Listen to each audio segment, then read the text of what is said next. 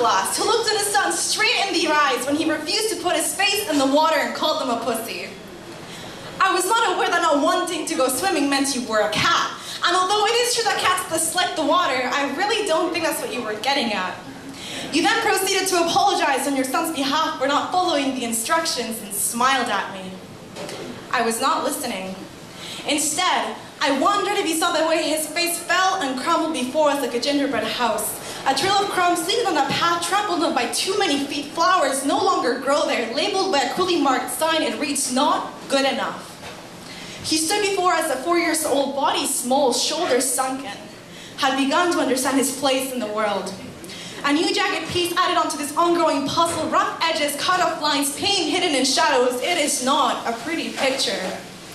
We assigned him a spot far before we sought to question ours. Will not be blamed for placing the first piece when we keep fitting ourselves within these empty spaces, unaware that such puzzles have no end. We are nothing but cutouts.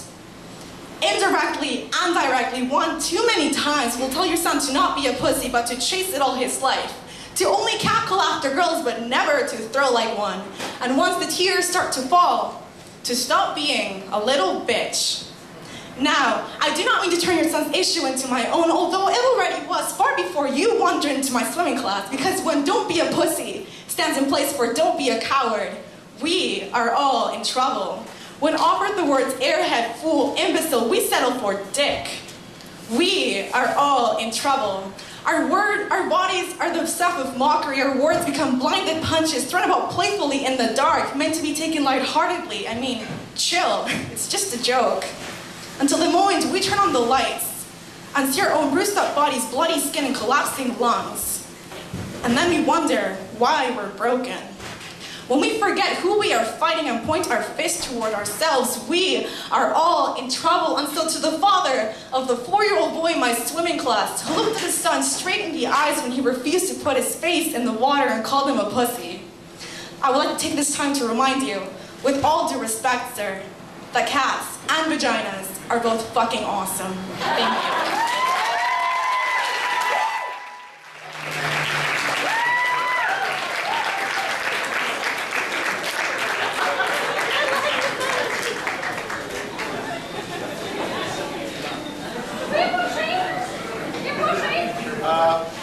Ma'am, we're going to have to get you to stop that.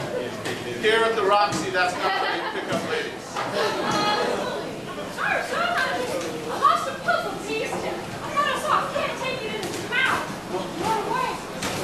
That's a strange thing that's ever happened here at Gramble Street. What puzzle are you trying to finish, man? Puzzle of my heart, you asshole. Seems to me that you are more than just a lost old lady. Newsflash! 1957. I was something of a piece to look at, like a puzzle. I fit in. Margaret, it's the winter of 1957, and I would love to marry you. Wouldn't that be a wonderful thing? The summer will soon come, and you will need someone to cool you down. I would like to marry you. What the fuck, Nigel? Oh! I am in Margaret's sweet embrace, or she is in mine regardless. I just propose marriage to this wonderful tramp.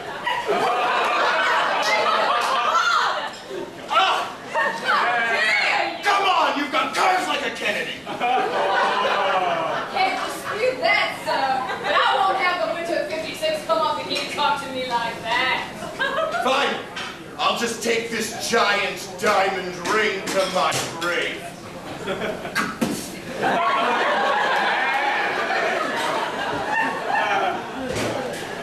Sorry, son.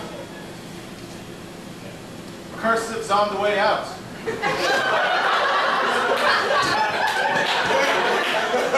Your degree will be useless. Your degree in cursive studies will take you no further in academia than a journalism degree. I should know. I do have a journalism degree. I cannot. The pen is attached to my fingers. And I must express myself only through cursive. And big sheets of paper that I write out my feelings on. You sound like a poet.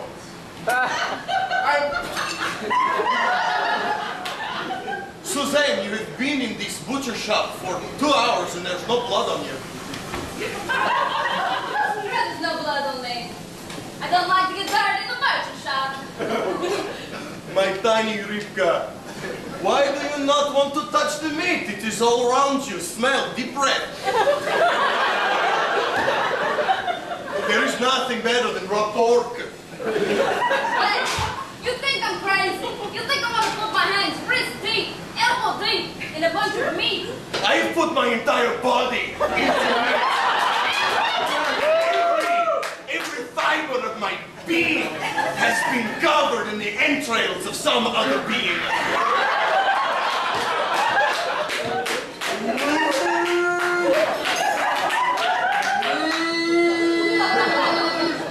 You will be so delicious as soon as I bleed you. Oh! I'm sorry, this is the first date and that was a little bit fast.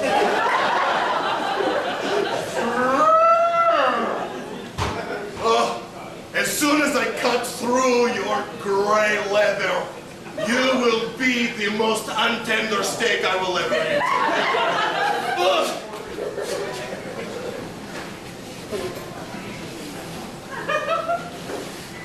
No pushing in the pool! Coach, No running on the deck, Jerry! look, Billy, I was in the deep end, and then Billy, he grabbed me, and then he pushed me, and then he put my head in the water, and he called me a pussy. Yeah, it's a lot of fucking complaining, Jerry.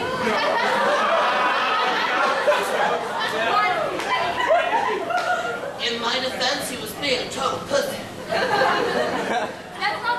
It's not a nice thing to say, Reginald. This is level 5 upper class. You can't fucking doggy paddle. You better find a new Olympic-sized swimming pool. Guys, there's a way that you guys can settle this without calling each other horrific names. Bloodsport? Bloodsport.